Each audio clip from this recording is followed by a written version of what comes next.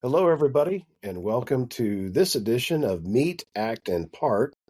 We've got a special edition we're doing tonight, but before we get to that, let's introduce our host. I am Greg, not one of your co-hosts. Go ahead, Roger. Go ahead. Yeah, I'm Roger Van Gordon. And I'm Darin Landers, if I could get off mute. Yeah, well, it wouldn't be a Meet, Act, or Part unless we had some kind of technical issue, and Yeah, for sure. Darren's finger is the technical issue tonight. Sure. So this is a special episode, and it's a tribute to our friend, brother, colleague, fellow podcaster, and probably 25 other titles we'd all share together. And as many of you might know, our beloved Bill Hosler passed away earlier this summer. So Darin and I, we talked and we made the deliberate decision to take the summer off and then come back with a tribute to Bill. And I think if Bill would have said anything to Darin and I and Roger was, just because I'm not there doesn't mean that the show shouldn't go on. And so that's our plan, is to keep Meet, Act, and Part going. And this is kind of the transitional episode from the last 4 years that we've done, and which Bill was just a vital part, and then going to the future. And we might reformat a little bit of what we're doing, but we're going to keep that same spirit that we've done the last 4 years, because we've gotten a lot of positive feedback on people sort of like just the fact that this is a conversation, and we don't script these. Darin does a great job on the editing. Bill was phenomenal at the social media piece of getting it everywhere out on the interwebs. And so we've got some big shoes that the three of us will fill on doing that. So that's what we're going to do. We're going to talk about a little bit of Billisms. He's been working on some clips that we'll include in the show as we go from some of our past shows of what, Bill's insights on stuff. I've got his book that I'll talk about. I found it online on Kindle. I had a Kindle version. And there's a quote that I think I'm just going to start with it. It's in one of his things that he wrote. He wrote a book called Meditations of a Flawed Ashlar. And what it was an accumulation of many of the things that he had written on the Midnight Freemasons. And if you talk to Bill, he never thought of himself, one, as an author. And there's some shows you can listen to where he describes that. But I think more importantly, I think he was one of his proudest things as a Freemason to have published this book. And God knows I've talked about doing one for a decade, and well, it's nowhere near. So I give Bill a lot of credit for getting this thing done, because it's not easy to publish a book. So it's Meditations of a Flawed Ashlar. You can go to Amazon and find it. It's still there available, and in a day or so you can get it to you.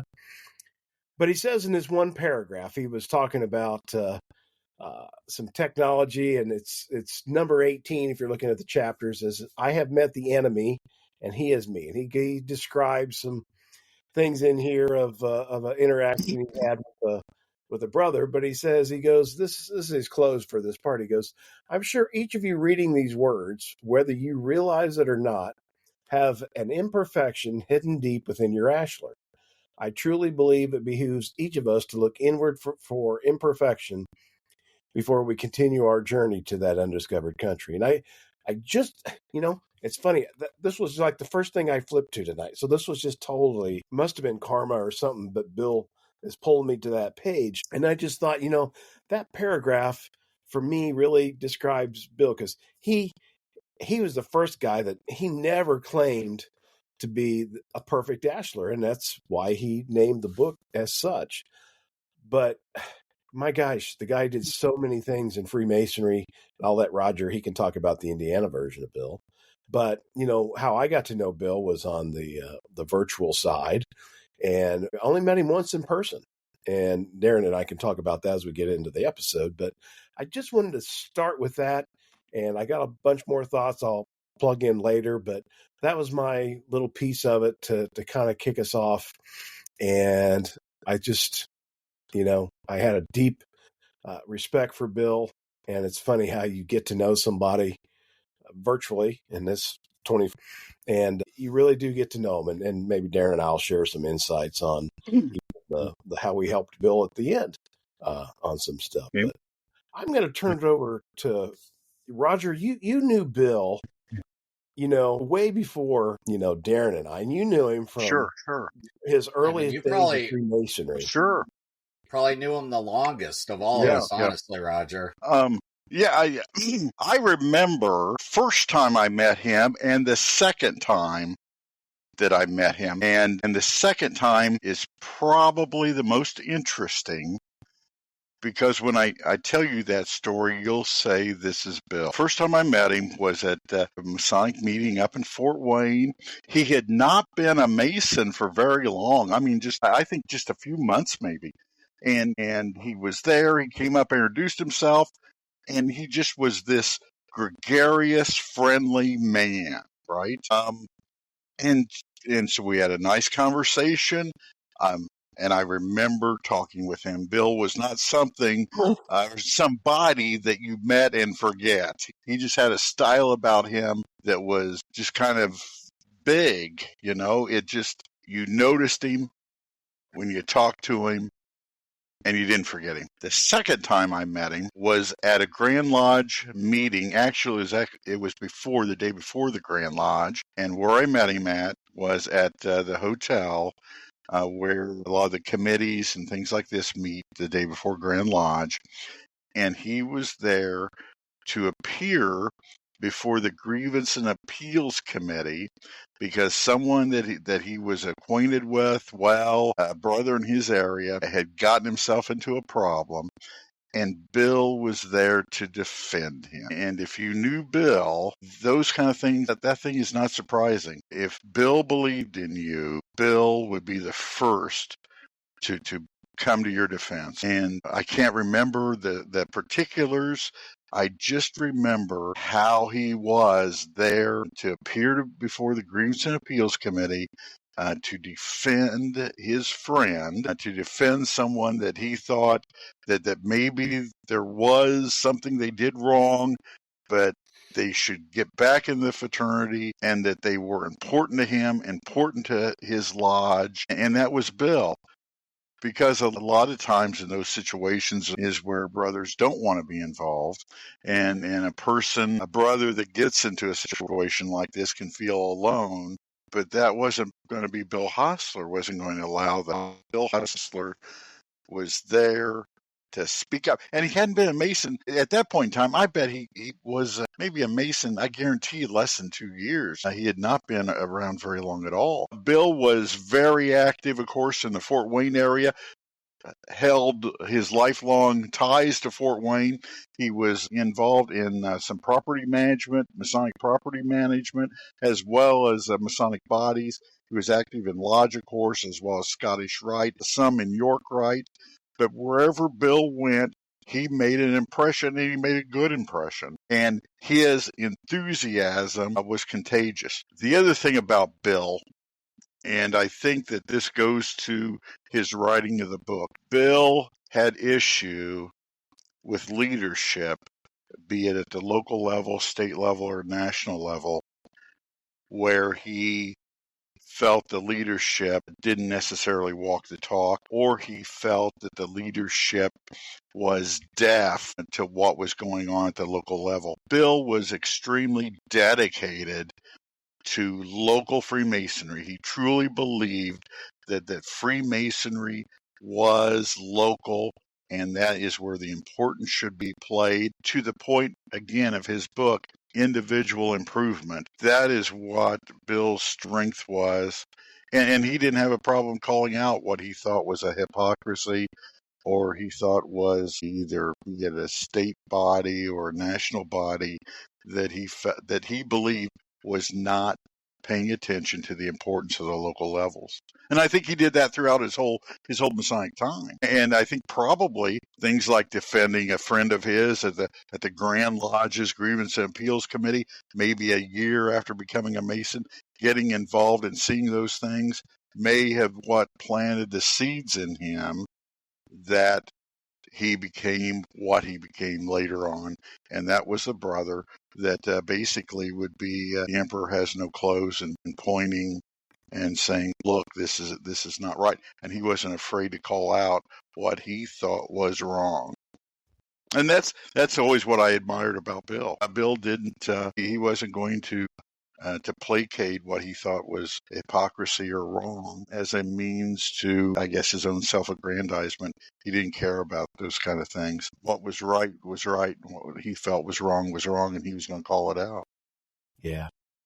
So, Darin, you met Bill, like myself, virtually, and I think maybe might have began on the Midnight Freemasons. I'm not even really sure, but Yeah, why don't you tell us how you met Bill and some insights and go from there? So I would have probably started talking to Bill Ernest when RJ decided to go back to school, and I became kind of a co-editor of the blog, and then eventually, the managing editor.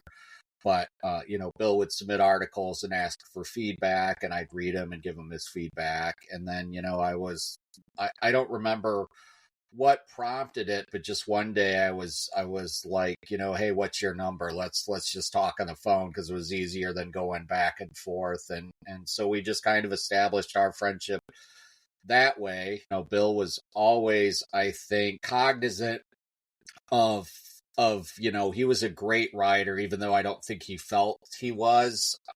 I personally think, his legacy as a writer, especially with the 50-Year Mason series, I think in time that will be viewed, maybe along like the same lines as the old Tyler Talks by Cloudy. I really think that Bill had a very unique gift to look at Freemasonry and empathize not only with the older membership, but also, the younger membership. And I think Bill, with his articles, really tried to close those two kind of entities, if you will. And the idea of having the old man and Pudge just being so far apart in age, but still having, that amazing friendship that he portrayed in those articles. I don't think that there's anything,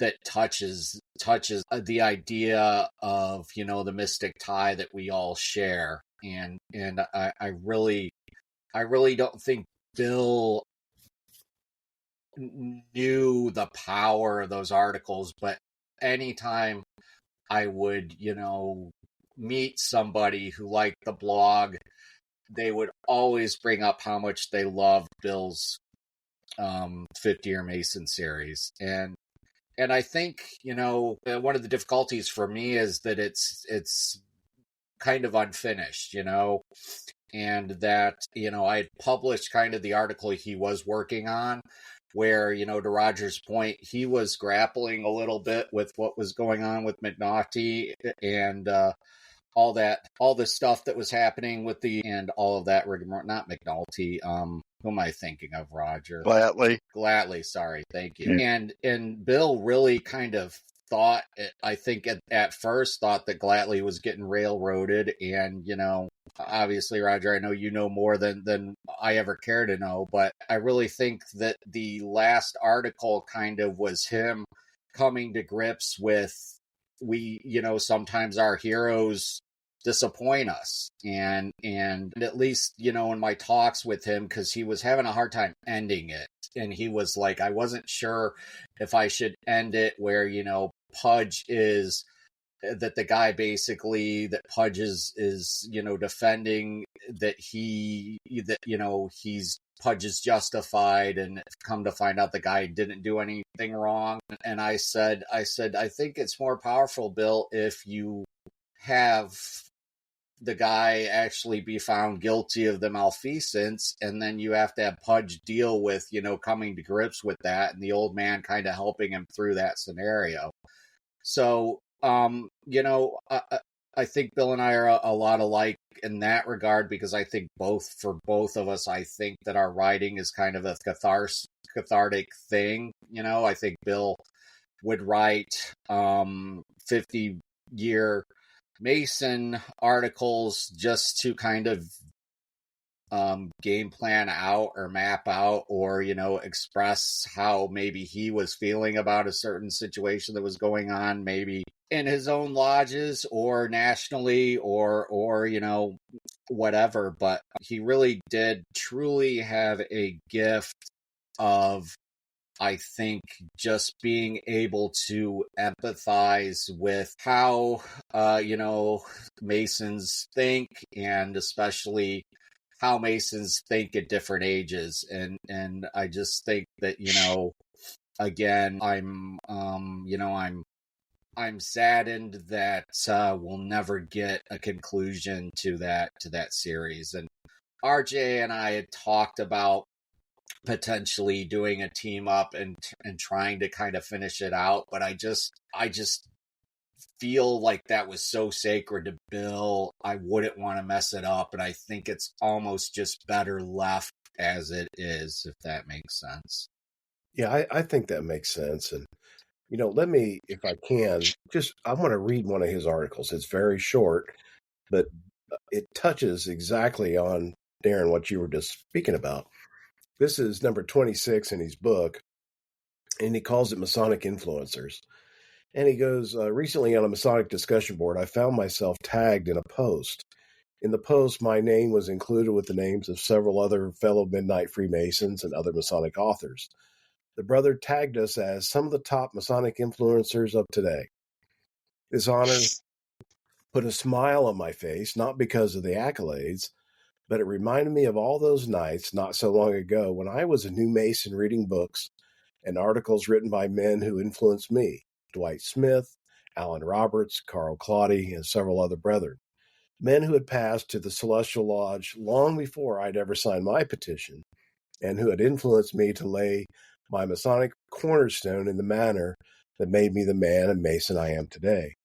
As I advance in my Masonic life, I've had the opportunity to discover other Masonic writers who continue to help me advance in my knowledge, such as Jim Trestner, Art de Hoyos, Mike Pohl. I am blessed to be a member of the Midnight Freemasons who continue to influence me to expand on my own writings and to hone my craft. While I sat there basking in the glow of self-reflection, I began to think about all the emails, private messages, and comments on my posts. There have been so many kind words from brethren who have approached me when attending lodge. Their words gave me the realization that it is those people who love what we do that influence me to continue writing. I write for the men and women who keep this fraternity alive every day. And I just thought, in a nutshell, that really summed up, not just Bill, but I think the other two of us in our Masonic stuff too. You get this positive feedback from a brother you may have never met, and somewhere you've touched their lives, and that's reciprocated. I think I know Bill touched my life in many ways. I mean, a funny one is, Bill, sometimes Bill would post things on Facebook that I'd probably cringe at, but that was Bill's humor, Right. I probably wouldn't have posted them, but, Bill did, because he had this sort of, comic streak in him, I'll call it. And, he was a very humorous person, but point being, he would touch so many people's lives. And I think, Darin, to your point, I'm not sure maybe that the story has to be finished. In a way, each of us that knew Bill, we kind of finish it in our own way.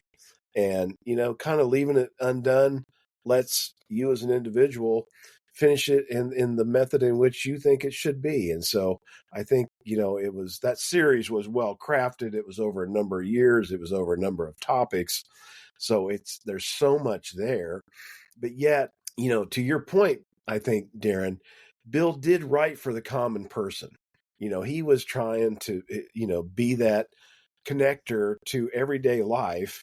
And he would bring forth some, sometimes tough Masonic issues that were facing the craft, but he would address them. And, he wasn't afraid to speak out or to write about them, or however it was he was making his communication known. And I think you're right, Darin.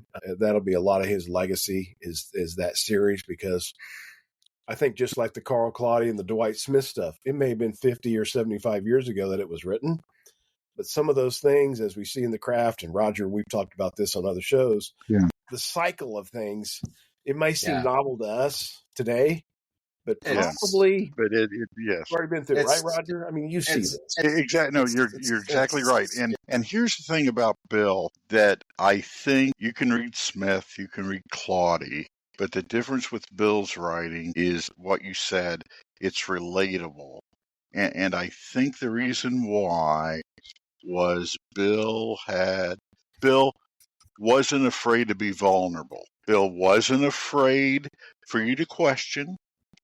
Bill wasn't afraid for him to change his opinion if he found information better than the information he had when he made his opinion. And then you look at things he was opposed to, and that's exactly what he was opposed to. He was opposed to inflexible. He was opposed to don't question my authority. He was opposed to a hardness, a lack of vulnerability. And I think that's what made his writing good. What made his points good is that it allowed you to think, you could see yourself in his work because he allowed himself to be, quote unquote, imperfect. Yeah. And I think you can see that in things that he was opposed to in the fraternity. I mean, definitely. he was an influencer. Darin, he was definitely an influencer.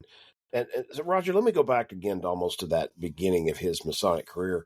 You guys in Indiana had a group called Knights of the North that, really just hit on so many of the things that he wrote later. But apparently he was part of that group. For folks not familiar with the Knights of the North, describe a little bit, and then if you know of what role Bill had, if Sure.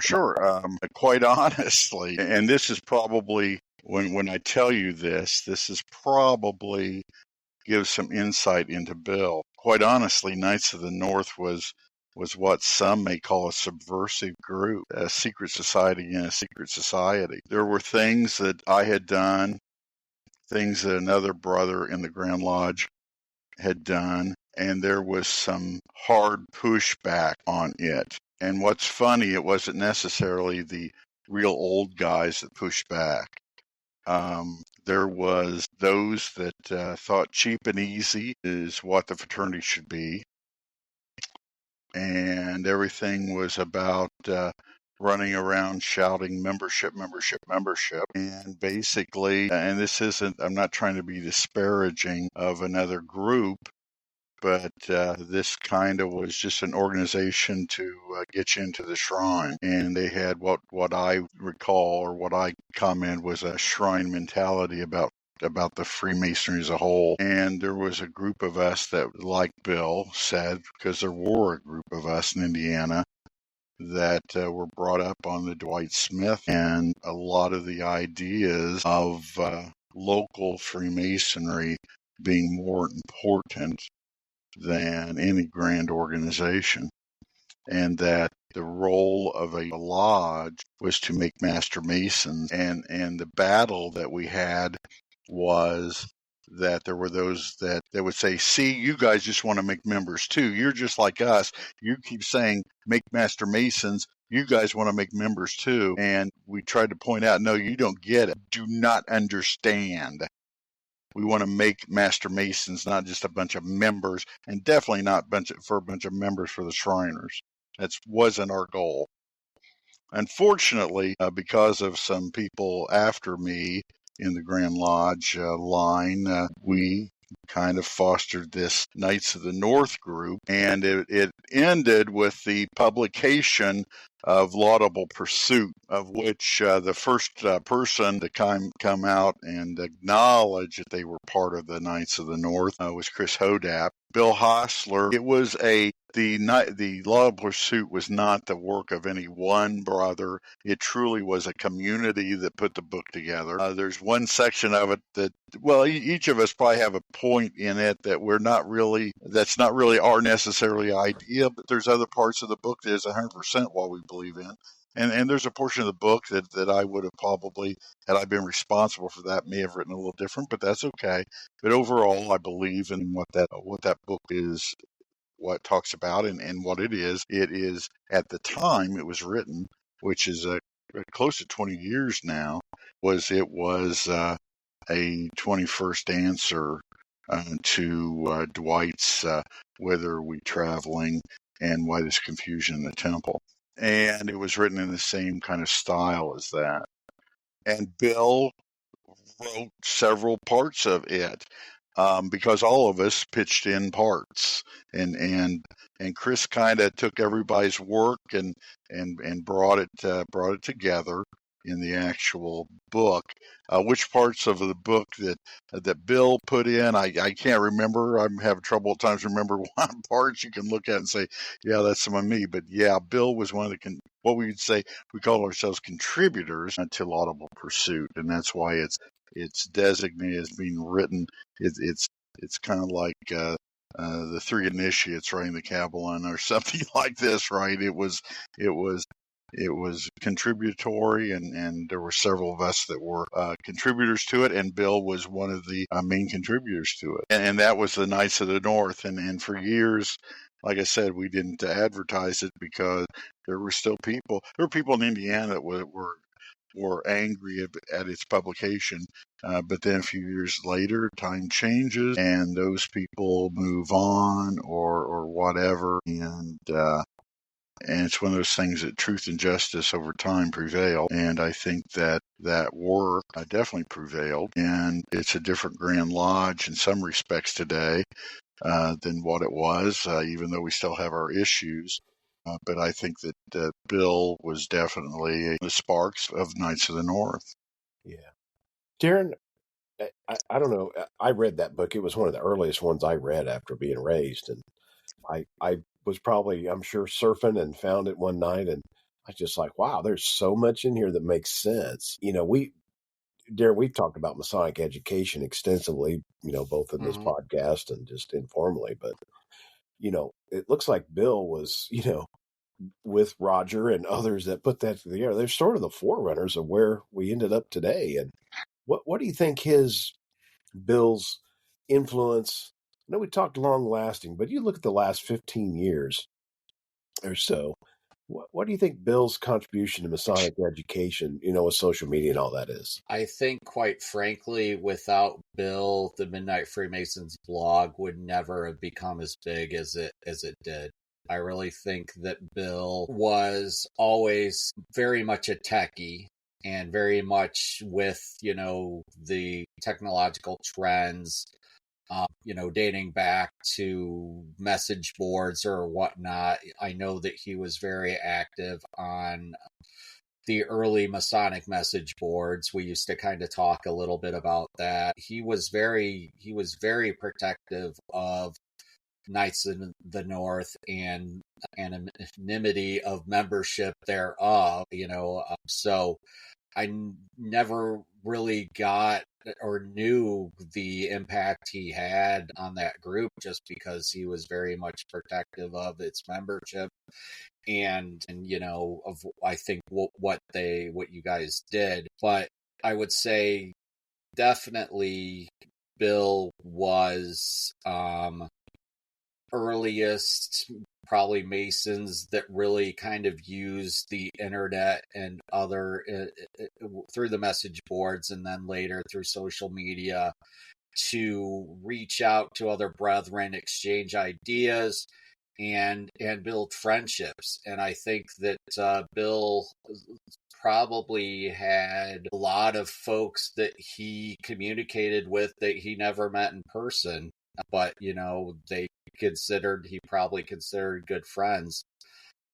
But yeah, I think without Bill, quite frankly, I don't think that the Midnight Freemason blog kind of becomes as successful as it was, especially, in the early 2010 today.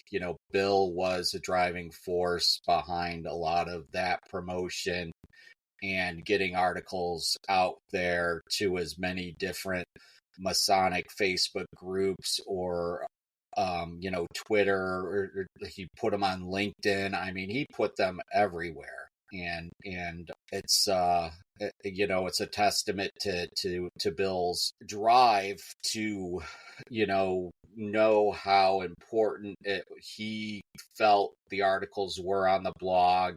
I think by proxy, because he knew how important Masonic education was to him personally, and he wanted to share that with as many Freemasons as he could. Totally agree. And without him, that it's just, what started with Todd Creason as just a solo, effort. And then he added me. I was actually the first contributor just by just kind of a fluke chance.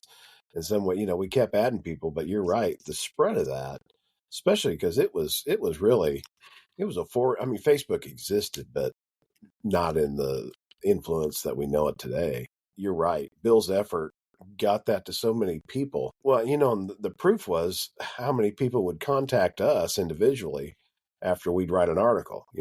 Could they use it in lodge? Could they publish it?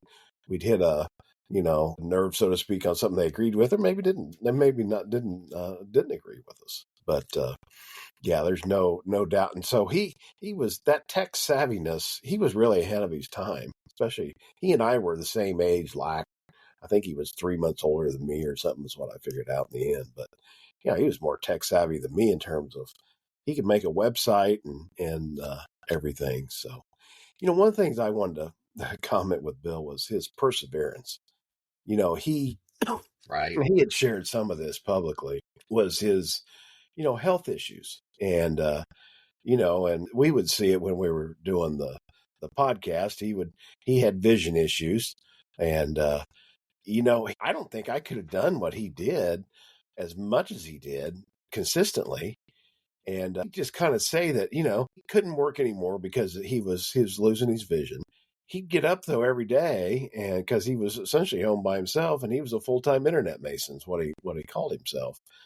But he would go out there and he was a moderator in so many groups, and beyond just spreading the word of the Midnight Freemasons. So I thought it was remarkable how he would use technology, and whatever vision issues and other things he had didn't limit him from being influential, and I think it should be a real testament to him, and I think that's part of his legacy too. It's an example of if you decide you want to do something and you stick with it and see it through, you can get it done. And I think to Roger's point of the Knights of the North, that's the same thing. That you got a group of people together, publish that book, and that's what I think spurred. I think, Roger, you guys deserve a ton of credit. Dwight Smith certainly, but back in the day, but I think you guys really set the stage for changing, some of the things in masonry that's needed to happen, specifically education, that, that it's hammered in there that, Roger, to your earlier point, that, blue lodges aren't just for the sake of appendant bodies. Yeah. They really serve a purpose. Yeah. And so I think Bill's tenacity with the technology, and then of course, as we spoke earlier with that on with the Knights of the North, it's just, if people don't have that follow through, nothing ever gets done or nothing ever gets changed. And so I think, No, you're exactly right. I'll give you one story, and then I'll go back to Bill's influence.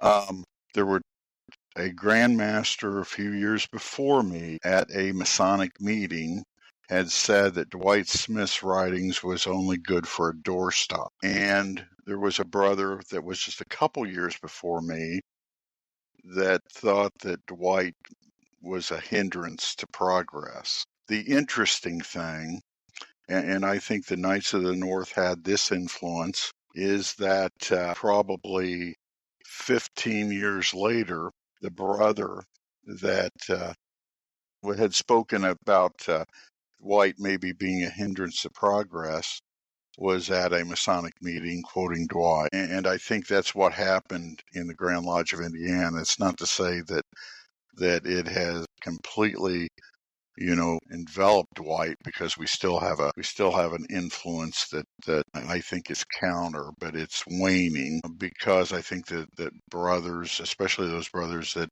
are interested in education, have an affinity for what Dwight was trying to say in the early 1960s. Bill, I regretted that Bill left Indiana because I think that he would have been, I think that we've made a lot of progress, the fraternity's made a lot of progress in use of technology, but I think Bill would have helped us get there faster and farther, because you're right, Bill saw the opportunity that technology could be used to bring together, as opposed to what we see often in society today, of the isolation that comes with technology. And I think Bill could have been an influence in our technology committee. He had served on that for a while before he left. And I think that we would have been a little bit farther along faster, because we do have a lot of men on there now that are doing things that Bill would have done 15, 20 years, or 15 years, a little longer than 15 years ago. I think Bill was raised around 2001, 2001, I'm thinking, is about the time he was raised. I'm trying to remember. But I think he would have had us a little bit farther along, because he would have done some things 10 years ago that just here in the last just a handful of years we've been doing as far as technology goes, because he saw that technology can improve education, and B, can get it out to more brothers. And actually, if you utilize technology right, it will bring brothers together. And I think we'd just been in better shape had Bill not left Indiana, because we would have been on that earlier than what we were. Yeah. Yeah, So he was raised, Roger, in 2002. I just checked his obit, knowing it was there. Yeah, because I was Grandmaster 2002, 2003, and I just met him. First time I met him was within months of him being raised. Yeah. Hey, so speaking of bringing people together, Darin, you were master at St. Joe when we finally got to meet Bill in person. Why don't you tell that story? Well, I mean, he wrote a beautiful article about it, and I'd urge people, if they're really interested, to go read that article. But yeah, I don't quite remember how it came together, other than he basically said that he was coming through the area and was hoping to come to a meeting of either Homer or St. Joe. This was August of 2021. Honestly, right before I met my wife, we ended up going on our first date, end of August. Our first date was I'm going to get this wrong. I don't want to get this wrong. But our first date was the 23rd of August of 2021, and Bill had came to our August meeting, and that's he was, I think, on his way either to or back from Fort Wayne, or visiting Tammy's family. I believe she has some family in Ohio, and so they basically, Bill had decided they were going to make a stop here to visit us. And we had just at that time been recording Meet, Act, and Part for about a year and a half, I would say, probably around that point.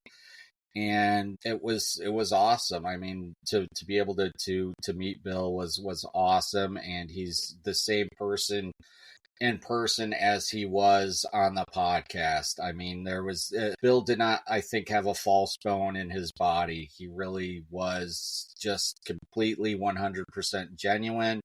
And, to Roger's point, just very much, what you got, what you saw is what you got with Bill. But I do remember that night how moved he was when I gave him actually the Mark Twain Award pin, that you had kind of gotten St. Joe Lodge when you were master back in 2011, I think. Yeah, 2010, 2011. I had been raised by then, so I know it was after November 28th of 2011.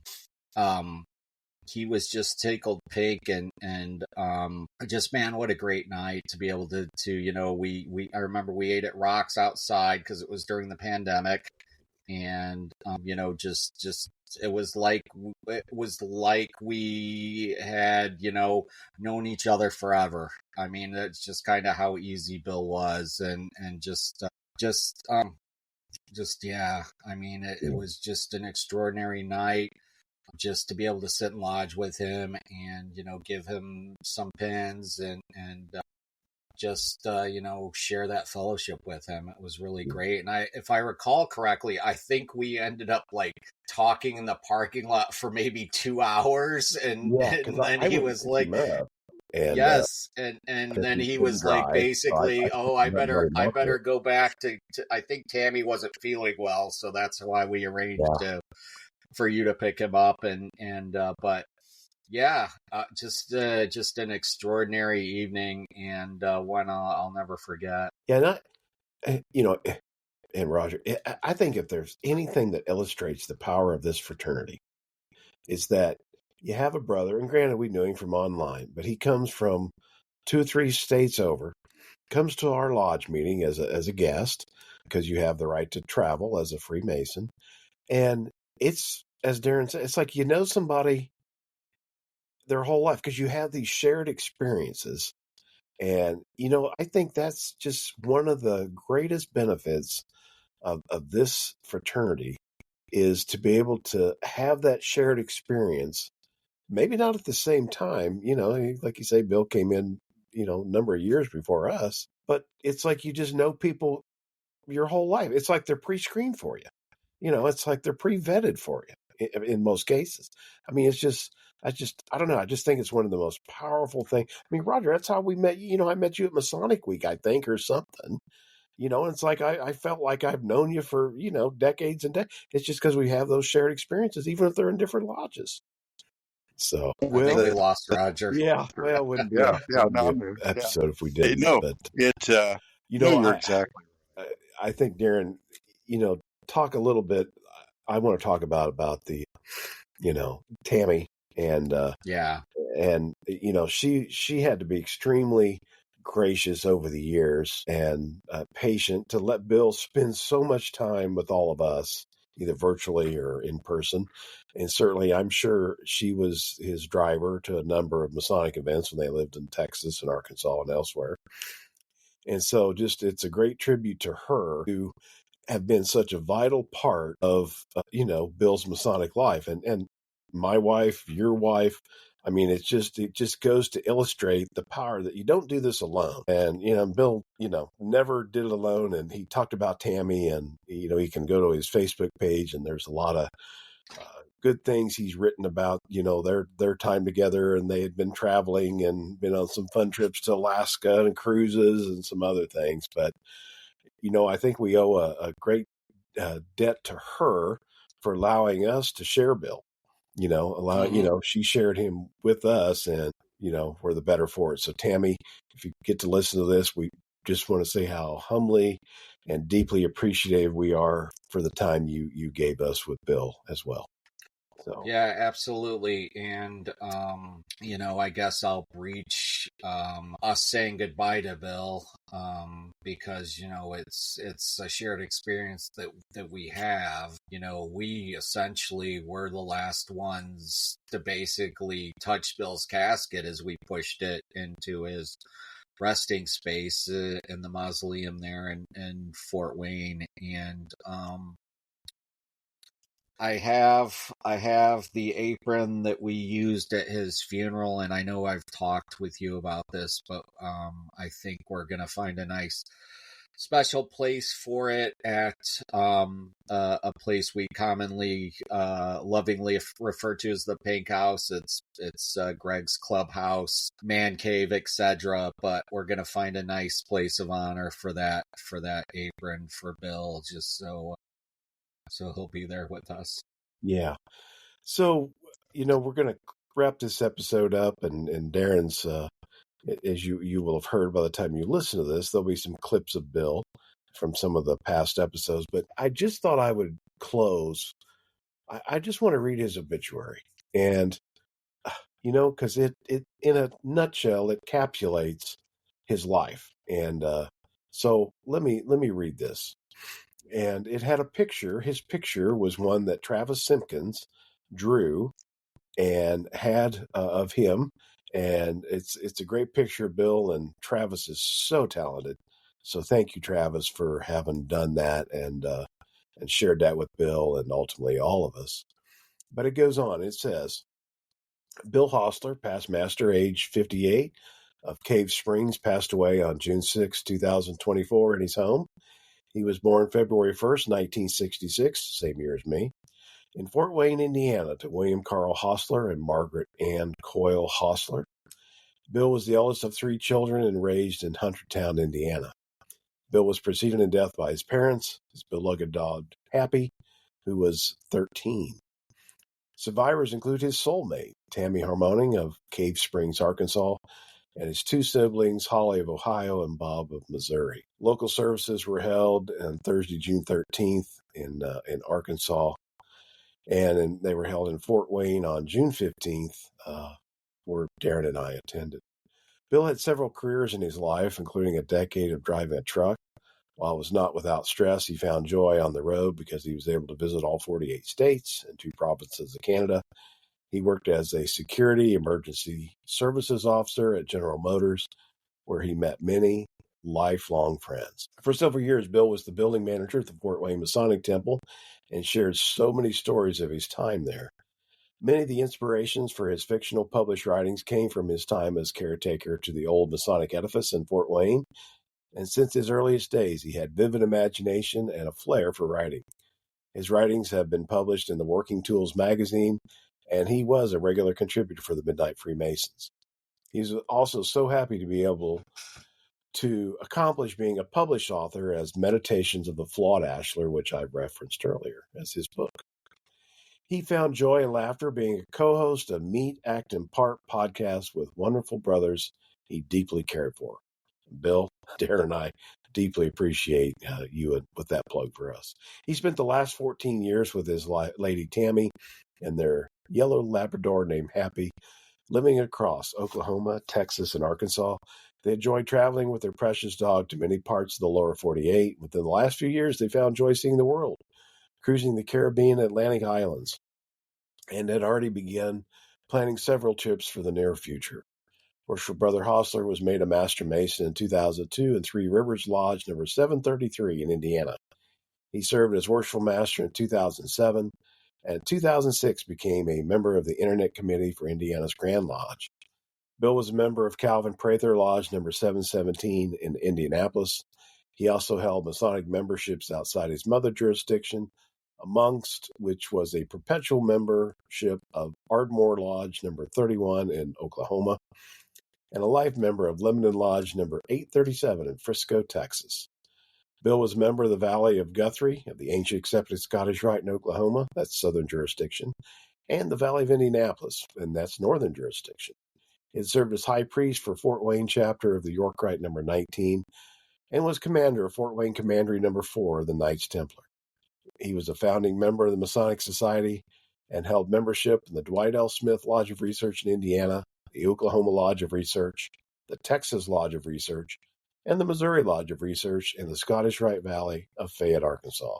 So that thus endeth the record of a just and upright Mason. So just want to conclude by saying we sure appreciate all the time we had with Bill, and equally, I know he would be appreciative of all of you for having listened and reading his works over the year.